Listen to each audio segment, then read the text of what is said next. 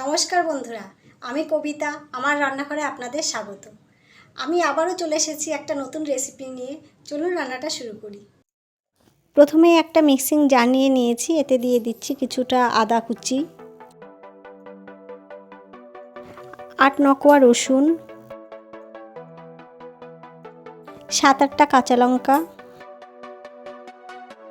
1 চামচ গোটা জিরে। এবার দেবো একটা বড় সাইজের পেঁয়াজ কুচি। পেঁয়াজটা আমি একটু মোটা মোটা করে কেটে নিয়েছি।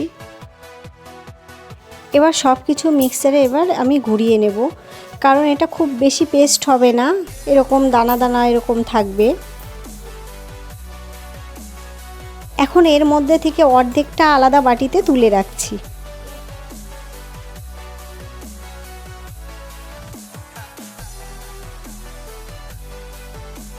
আর অর্ধেকটা মিক্সার জারের মধ্যেই থাকবে।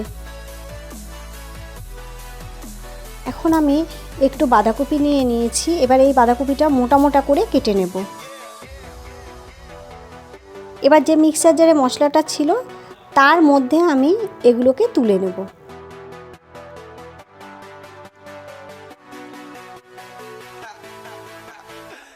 এই বাঁধাকপিটাও আমি কিন্তু খুব বেশি পেস্ট করব না, এটাও একটু দানা দানা থাকবে।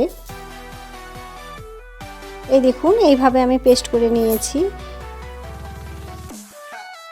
এখন একটা বোল নিয়ে নিয়েছি, এর মধ্যে যে বাঁধাকপির যে পেস্টটা করলাম ওটা দিয়ে দেব।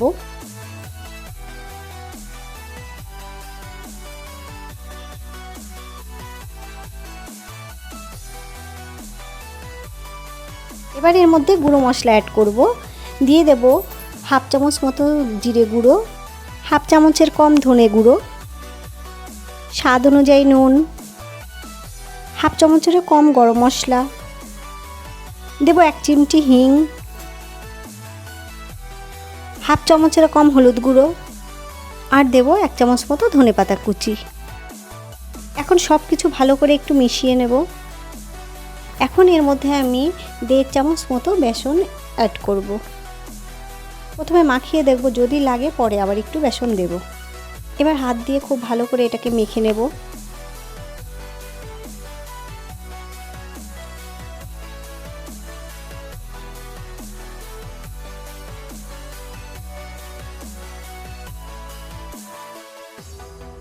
এটা নরম হয়ে গেছে, আর একটু বেসন আমি এর মধ্যে দিয়ে দেব।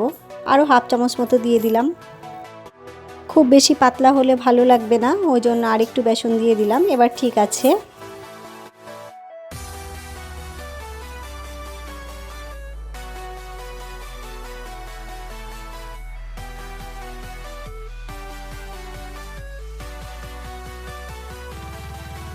এবার এরকম গোল গোল করে আমি এটাকে ভেজে নেব।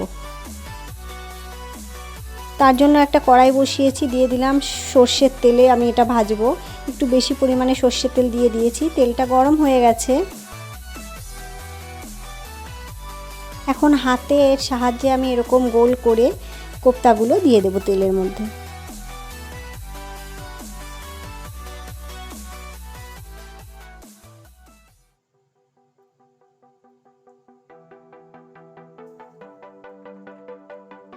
এইভাবে আমি দিয়ে দিলাম। এক সাইড হয়ে গেছে, এখন উল্টে দেব।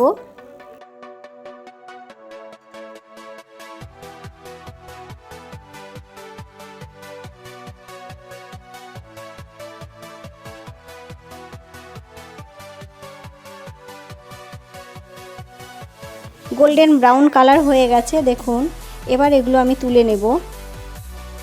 একইভাবে বাদবাকি কোপ্তাগুলো আমি ভেজে নেব।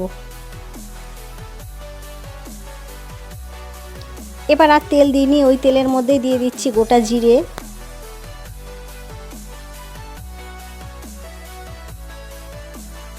পেঁয়াজ রসুনের যে পেস্টটা তুলে রেখেছিলাম সেটা দিয়ে দিলাম। এগুলো একটু ভেজে নেব। এখন গুঁড়ো মশলা দিয়ে দেবো। দিয়ে দিচ্ছি 1/2 চামচ মতো হলুদ গুঁড়ো,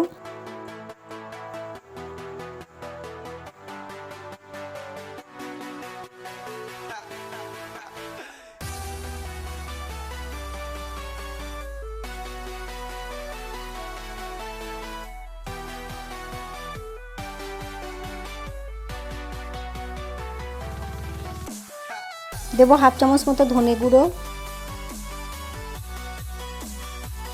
হাফ চামচ লঙ্কা গুঁড়ো। খুব ভালো করে মশলাটাকে কষিয়ে নেব। মশলাটা খুব ভালো করে কষিয়ে নিয়েছি। এবার একটা বড় সাইজের টমেটো আমি পেস্ট করে রেখেছিলাম, ওটা দিয়ে দিলাম। টমেটোটাও খুব ভালো করে মশলার সঙ্গে কষিয়ে নিতে হবে, যাতে টমেটোর কাঁচা গন্ধ না থাকে। এবার এর মধ্যে লবণ দিয়ে দেবো, হাফ চামচ মতো দিচ্ছি, পরে টেস্ট করে আবার দেব। এখন এর মধ্যে দিয়ে দেবো 1 টেবিল চামচ মতো টমেটো সস।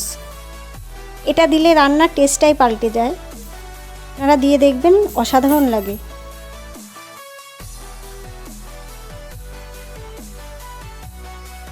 আরও কিছুক্ষণ কষিয়ে নেব।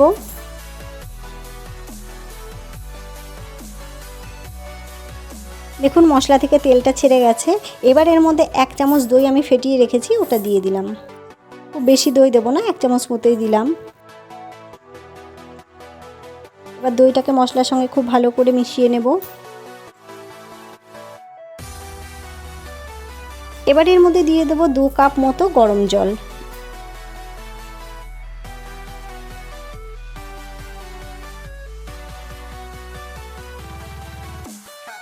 জল দেওয়ার পরে 4-5 মিনিট ফুটিয়ে নেব।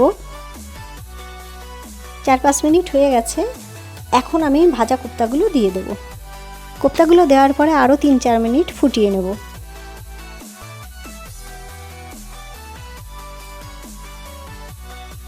হয়ে গেছে। এখন এর মধ্যে হাফ চামচ মতো গরম মশলা অ্যাড করব, আর দেব 1 চামচ মতো ঘি।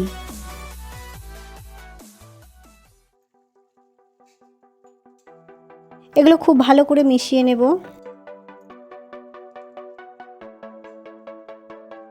এবার এর মধ্যে দেব 1 চামচ মতো কুচনো ধনেপাতা। আর বেশিক্ষণ কিন্তু ফোটাবো না, তাহলে ঝোল পুরো টেনে যাবে। এমনিতে কোপ্তাতে ভীষণ ঝোল টেনে নেয়। এই অবস্থায় আমি গ্যাসটা অফ করে দেব। আর এতক্ষণ আমার ভিডিওটি দেখার জন্য আপনাদেরকে অসংখ্য ধন্যবাদ।